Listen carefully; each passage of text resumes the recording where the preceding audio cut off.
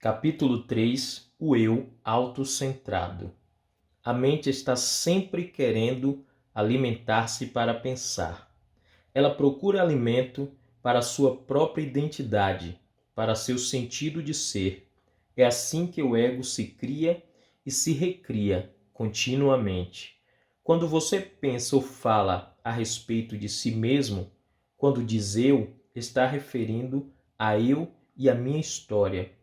Está falando do ego com seus gostos e desgostos, medos e desejos. O ego que nunca se satisfaz por muito tempo.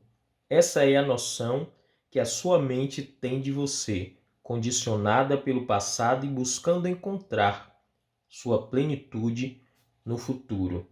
Você se dá conta de que esse ego é fugaz e passageiro como uma onda na superfície do mar? Quem percebe isso? Quem compreende que sua forma física e psicológica é passageira? É o eu sou. Esse é o eu mais profundo que não tem nada a ver com o passado e o futuro. O que restará de todos os medos e desejos associados aos problemas de sua vida e que diariamente exigem o máximo de sua atenção? Restará apenas seu nome gravado na lápide da sua sepultura e as datas ligando seu nascimento à sua morte. Para o eu autocentrado, para o ego, esse é um pensamento deprimente. Para o que você é, essencialmente, é libertador. Quando cada pensamento absorve toda a sua atenção, isso mostra que você se identifica com a voz que está dentro da sua cabeça. O pensamento se confunde, então, com o sentido do eu. Esse é o eu, criado pela mente, o que chamamos de ego. Esse ego construído pela mente se sente totalmente incompleto e precário. Por isso, o medo e o desejo são as emoções e forças dominantes e motivadoras desse ego. Quando você se dá conta de que existe uma voz na sua cabeça que pretende ser você e não para de falar, você percebe que, de forma inconsciente, você vem se identificando com a corrente do pensamento. Quando percebe a existência dessa voz, você compreende que não é essa voz, mas a pessoa que a percebe. Ter liberdade é saber que você é a consciência por trás dessa voz. O ego está sempre busca sem cessar isso ou aquilo, para se sentir mais completo. Isso explica porque ele se preocupa compulsivamente com o futuro. Ao perceber que está vivendo para o momento seguinte, você descobre que começou a abandonar o padrão da mente autocentrada.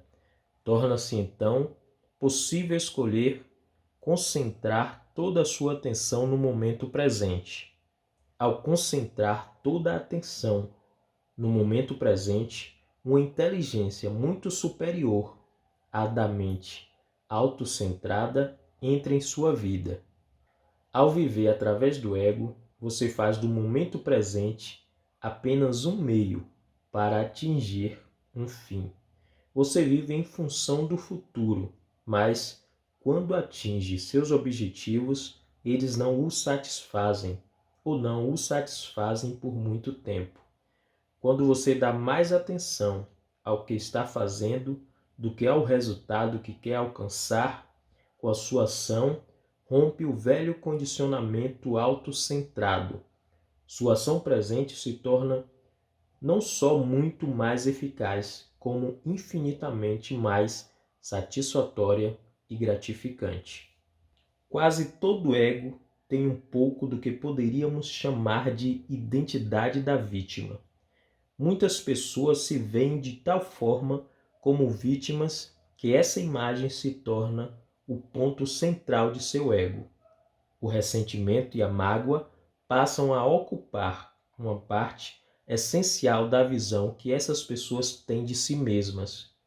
Mesmo que suas mágoas sejam muito justas, ao assumir a identidade da vítima, você cria uma prisão cujas grades são feitas de formas de pensar. Veja o que está fazendo com você mesmo, ou melhor, o que a sua mente está fazendo com você.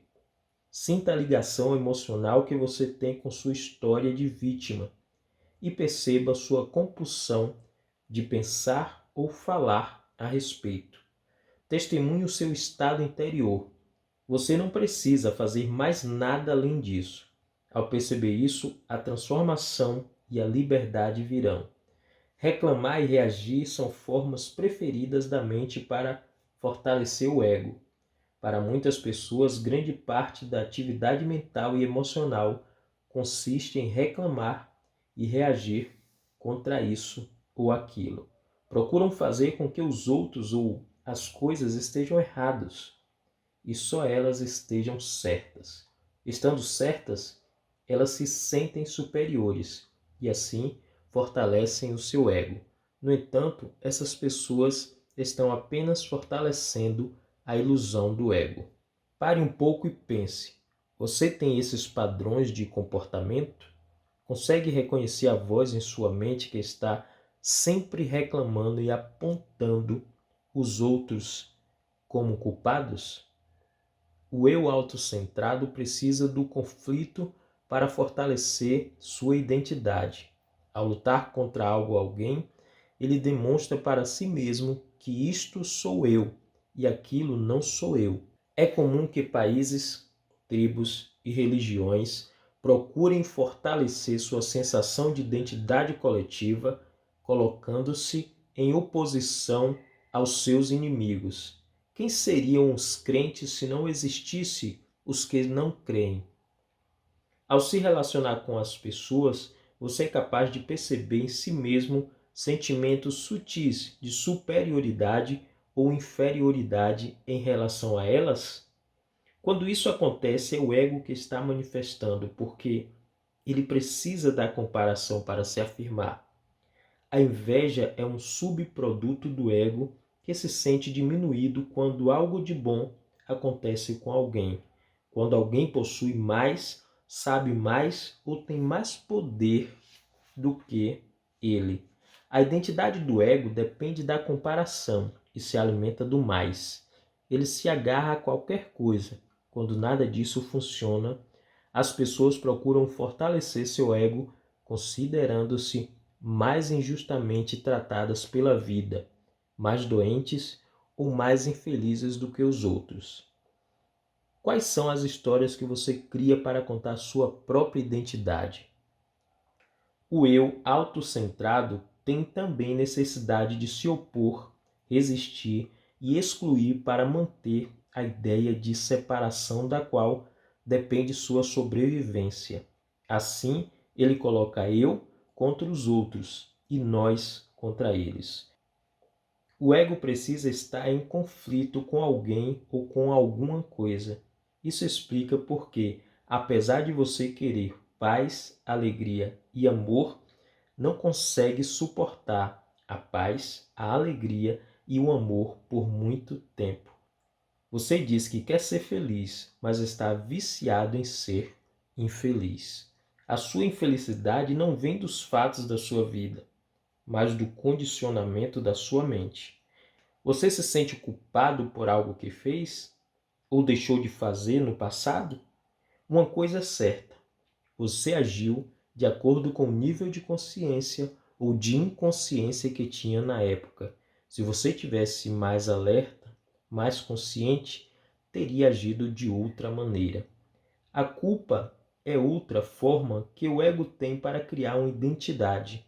Para o ego, não importa que essa identidade seja negativa ou positiva.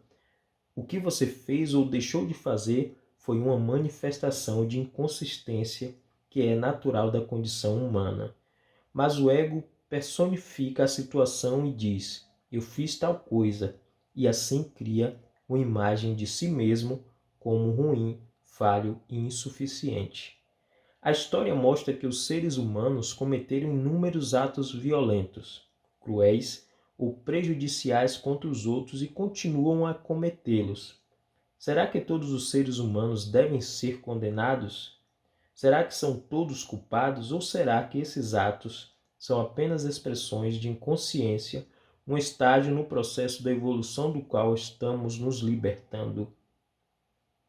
Ou será que esses atos são apenas expressões de inconsciência, um estágio no processo de evolução do qual estamos nos libertando?